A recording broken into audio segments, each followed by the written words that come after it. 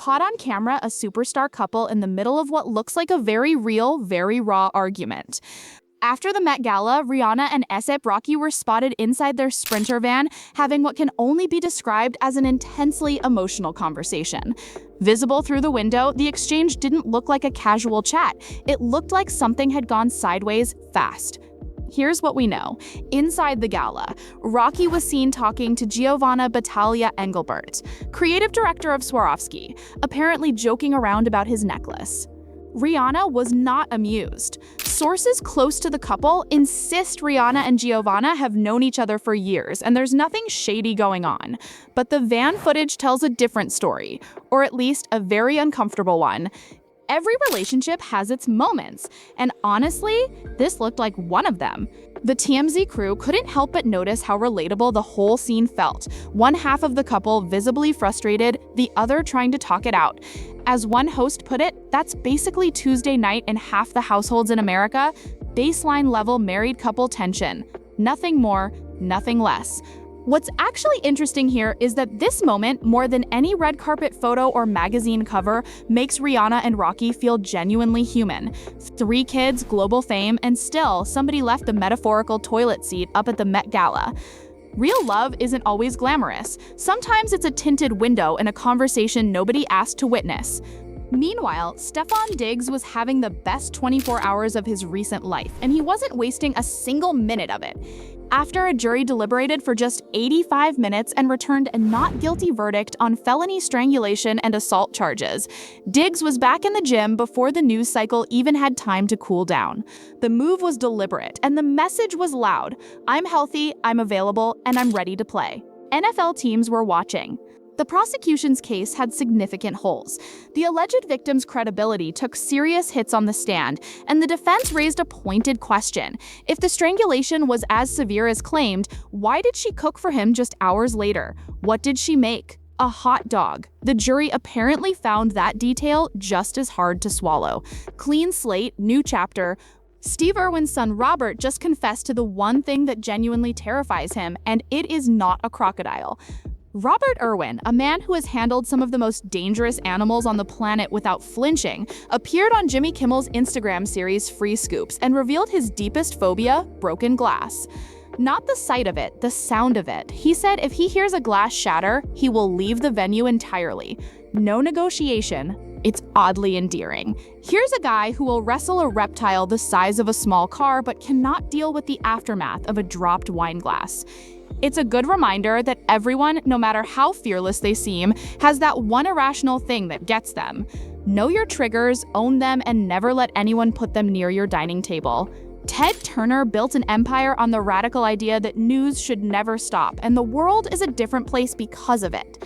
The legendary media mogul passed away at 87 after a long battle with dementia, leaving behind a legacy that quite literally reshaped how humanity consumes information. CNN, TNT, TBS, Turner Classic Movies. He didn't just build channels, he built an entirely new media landscape. Before Turner, television news had a bedtime. He took that bedtime away forever. What often gets overshadowed by the business giant, though, is the man behind the empire, a passionate environmentalist, a generous philanthropist, and by all accounts, genuinely kind. His ex-wife Jane Fonda described their relationship as one of the most remarkable she had ever witnessed. 2 towering personalities who somehow made each other better. Build boldly, give generously. That's the Turner blueprint. What happens when a hip-hop legend and a classic rock icon walk into a recording studio together? You get something nobody saw coming. Chuck D of Public Enemy and John Densmore, the drummer for The Doors, have released a collaborative album, and the backstory is just as compelling as the music itself. The two met at Record Store Day back in 2014, stayed in touch through the pandemic years, and finally got into the studio together for what became an 11-year journey to completion. The project is called Dope, short for Doors and Public Enemy. The album, No Country for Old Men, vinyl only. It's a perfect reminder that genuine creative chemistry respects no genre boundaries and answers to no algorithm. 2 artists from completely different worlds found common ground and made something entirely their own. Stop waiting for the perfect collaborator. Sometimes they're already in the room. Taylor Swift and Travis Kelce may be getting married, and apparently even their celebrity friends are getting spam texts about it. Country star Maren Morris revealed on SiriusXM that she received a text claiming to be a wedding invitation from Taylor and Travis. Her immediate reaction? Block the number. She assumed it was a scam, and honestly, that instinct was reasonable. No A-list couple is sending out wedding invitations via SMS. But when the host pointed out that what if it was actually real, Morris admitted the panic set in quickly. The wedding is reportedly planned for July, which means save the dates should already be circulating. The fact that Morris wasn't sure whether the text was legitimate says everything about how much chaos surrounds Taylor Swift's personal life at any given moment. Fame at that level means even your real invitations look like phishing attempts. Protect your RSVPs accordingly. An unread text message sitting in your inbox can carry more weight than an entire conversation, and KJ Dillard proved that on live television. The Summer House star appeared on Watch What Happens Live and revealed he had been sitting on an unopened message from castmate Wes Wilson for weeks. When he finally read it on air, the moment landed hard. Wes thanked KJ for his kindness and articulation during the reunion filming despite being hurt, and gently opened the door to reconnecting over lunch or a phone call whenever KJ felt ready. The emotional complexity here is real. KJ is now dating Sarah, Wes's ex-girlfriend, making the entire situation a delicate tightrope walk. But the grace in Wes's message is genuinely striking. Conflict doesn't have to end in bitterness. Sometimes the most powerful thing you can do is leave a door open and let the other person decide when to walk through it. Chris Brown turned 37, and even his birthday couldn't escape the orbit of drama that seems to follow him everywhere. Celebrating in Las Vegas, Brown rented out the exclusive guest house venue and rehearsed with Usher for what promises to be one of the biggest concert tours of the year. The energy was high, the cake was impressive, and tickets for the September 26th show are already generating serious buzz among fans who have been waiting years for this kind of collaboration to hit the stage. But here's the complicated truth about Chris Brown. The man is undeniably talented, and the controversy is equally undeniable. A paternity case, ongoing public scrutiny, and a reputation that attracts headlines whether he wants them or not. Some of it is his own doing. Some of it, arguably, is the price of being a perpetual target. Separate the art from the noise and make up your own mind. Barack Obama just casually suggested that aliens probably exist and somehow made it sound completely reasonable.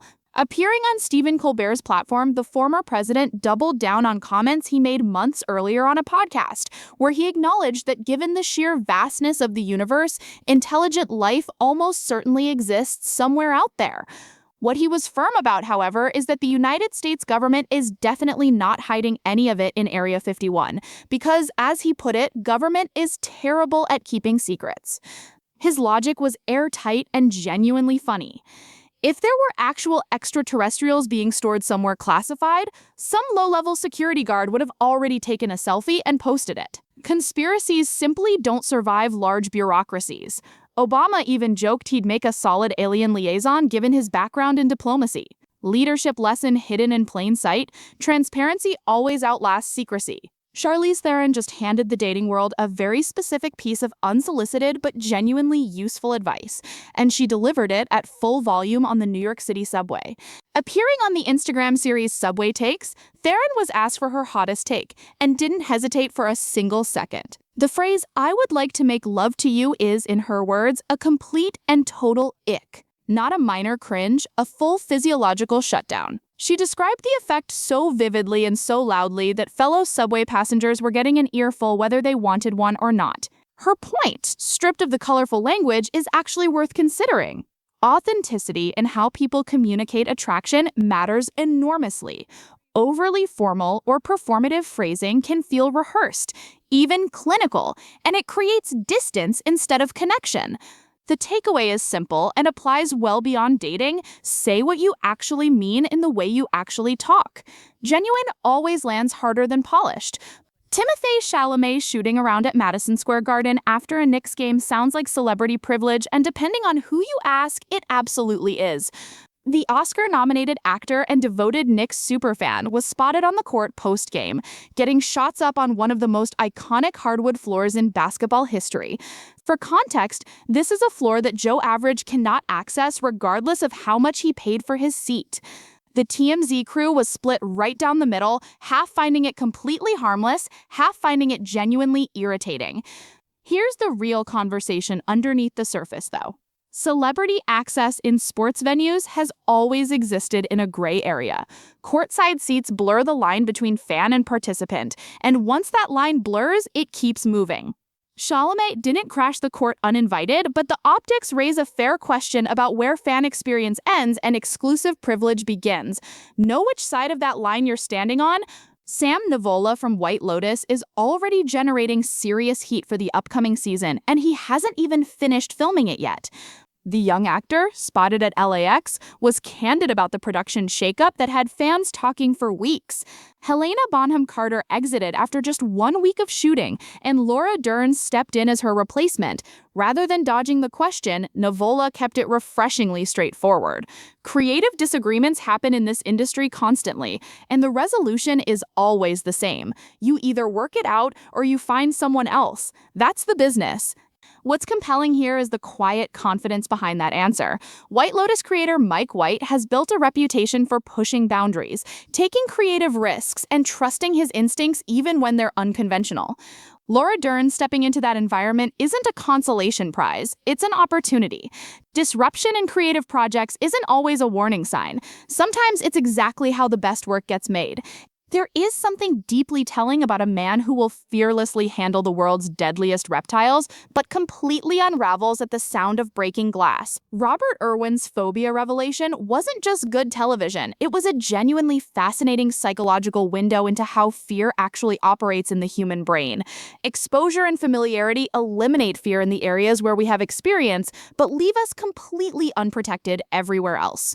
Robert grew up surrounded by dangerous animals, so that fear never developed. Broken glass? Entirely different neural territory. Psychologists call this specificity of fear the idea that our anxieties are shaped almost entirely by our personal history, rather than by any objective measure of danger. A crocodile is statistically far more threatening than a shattered wine glass, but Robert's nervous system disagrees completely. Understanding where your fears actually come from is the first step toward deciding which ones deserve your energy. Not every phobia needs to be conquered, some just need to be acknowledged. Public Enemy and The Doors are two of the most culturally significant acts in the history of recorded music, and somehow nobody saw this collaboration coming until it was already done. Chuck D and John Densmore's Project Dope represents something genuinely rare in the modern music landscape, a creative partnership built entirely on mutual respect, shared curiosity, and zero commercial pressure.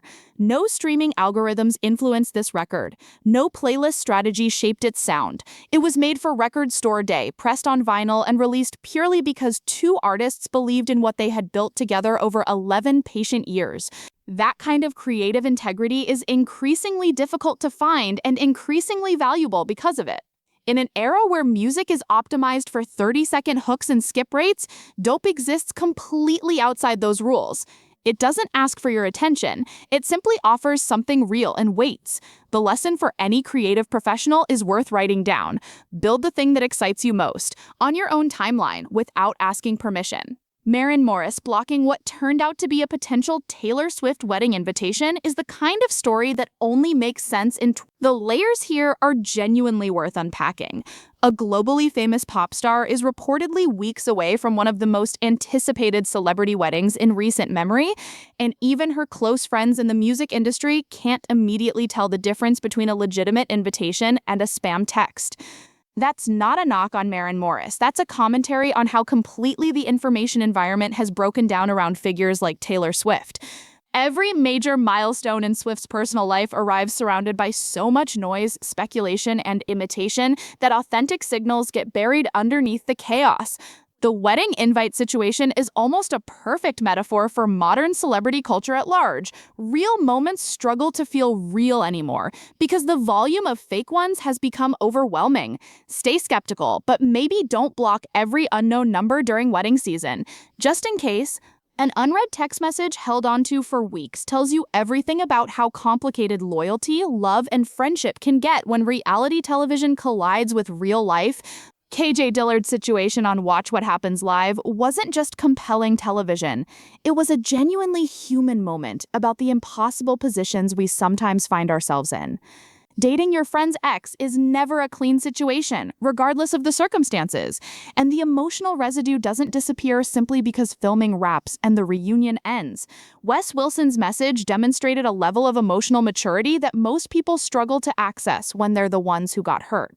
What makes the whole exchange remarkable is what it reveals about conflict resolution at its highest level. Wes didn't demand an apology, didn't issue an ultimatum, and didn't weaponize the pain. He simply left a door open with grace and patience. That approach requires genuine strength.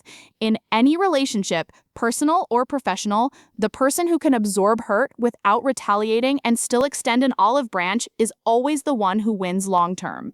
Sometimes the most unexpected creative partnerships produce the most enduring work, and the story of Dope is living proof that great things genuinely cannot be rushed.